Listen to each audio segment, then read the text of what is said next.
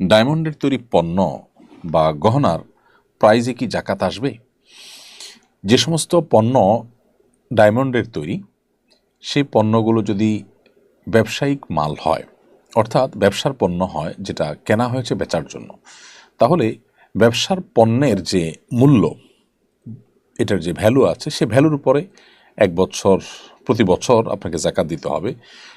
নিয়মিত মাল দোকান থেকে কমে আবার আসে, এরকম সাধারণত অন্যান্য ব্যবসা মালের ক্ষেত্রে হয়। তাহলে সেক্ষেত্রে আপনি যখন জাকাত হিসাব করবেন, তখন যে সমস্ত পণ্য আছে আপনার দোকানে, গোডাউনে এবং যেখানে যেখানে আপনার আয়ত্তে বা অধীনে আছে, সেগুলো হিসাব করে আপনাকে জাকাত দিতে হবে মূল্যের উপরে, যদি এটা ব্যবসায়ী পণ্য হয়।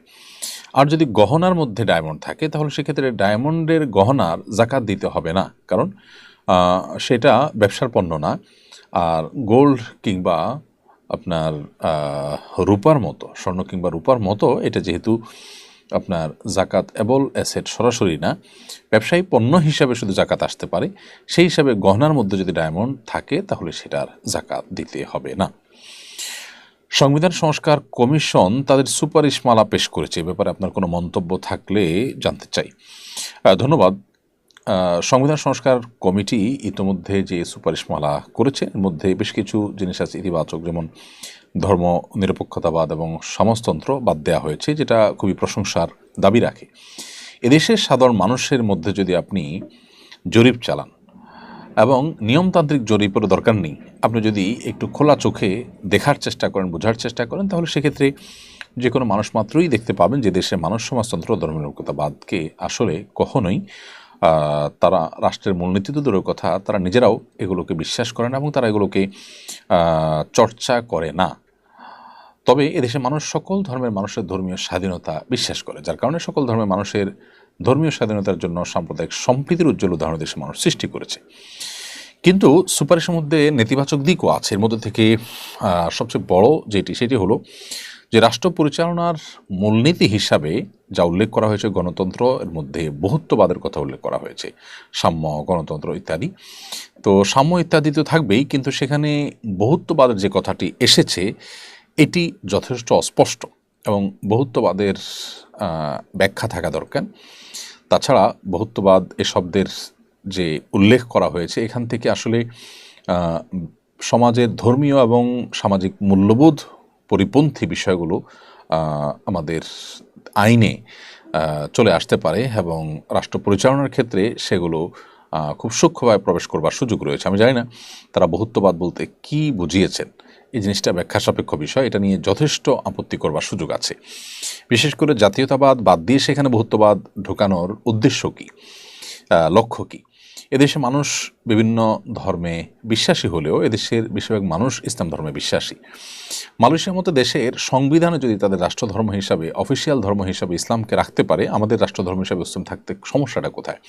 আল্লাহর উপর আস্থা বিশ্বাস, আমি যতটুকু জানি, সেটাও কিন্তু রাখা হয়নি। এটা অত্যন্ত গর্হিত কাজ হয়েছে এবং এটা বিগত রেজিম পর্যন্ত সাহস করেনি।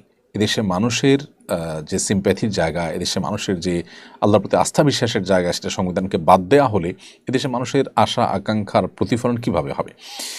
তাছাড়া একটা বিষয় খুব স্পষ্ট করে খোলাসা করা দরকার এবং জোর দাবি জানাচ্ছি আমি, সেটি হলো ধর্মীয় এবং সামাজিক মূল্যবোধ পরিপন্থী কোনো আইন করা হবে না, বা রাষ্ট্র পরিচালনার ক্ষেত্রে ধর্মীয় এবং সামাজিক মূল্যবোধকে গুরুত্ব দেওয়া হবে, এই জিনিসটি বিশেষভাবে উল্লেখ থাকা দরকার। সেক্ষেত্রে অবশ্য সকল ধর্মের মানুষের ধর্মীয় যে বিধিবিধান রয়েছে এবং সামাজিক মূল্যবোধ রয়েছে, এগুলোর পরিপন্থী কোনো আইন করা হবে না, এই জিনিসটি স্পষ্ট করা দরকার। এটা যদি হয়, তাহলে আমার মনে হয় এটি চমৎকার একটি কাজ হবে, সত্যিকারের জনগণের আশা আকাঙ্ক্ষার প্রতিফলন এখানে ঘটবে। আমার মনে হয় যে এখনও যেহেতু বিষয়টি চূড়ান্ত হয়নি, সংশ্লিষ্ট কর্তৃপক্ষ বিষয়গুলো নিয়ে ভাববেন। এছাড়া বেশ আরও কিছু অবজারভেশন দেওয়ার মতো আছে। আমার মনে হয় বহুত্ববাদ এই শব্দটি হয় বাদ দেওয়া উচিত, আর না হলে এ শব্দের যুৎসই ব্যাখ্যা অথবা এর পরিবর্তে অন্য কোনো কিছু থাকতে পারে। জাতীয়তাবাদ শব্দ বাদ দিয়ে বহুত্ববাদ শব্দ সেই জায়গায় প্রবেশ করার বিশেষ কোনো কারণ থাকতে পারে না। আর এর চেয়ে বড় কথা হলো যে আল্লাহর উপর আস্থা এবং বিশ্বাস বাদ দেওয়া হয়েছে, এটা আমি মনে করি খুব গর্হিত কাজ হয়েছে। সাধারণ মানুষ এর মধ্যে যদি ভোট নেওয়া হয়, আমার মনে হয় না দেশের 20% মানুষও এটা বাদ দেওয়ার সপক্ষে ভোট দিবে, তাহলে জনগণ যা চায় না সেটা কেন চাপিয়ে দেওয়া হবে সংবিধান এর মধ্যে? আমার মনে হয় এই জায়গাটাতে জনগণের আশা আকাঙ্ক্ষার প্রতিফলন ঘটা উচিত, এবং ধর্মীয় এবং সামাজিক মূল্যবোধ বিরোধী কিছু থাকবে না, যে সেটিকে আরও নিশ্চিত এবং খোলাসা সুস্পষ্টভাবে সেটা বলা উচিত। এটা বলা হয়নি মোটেই, এটা বলা উচিত।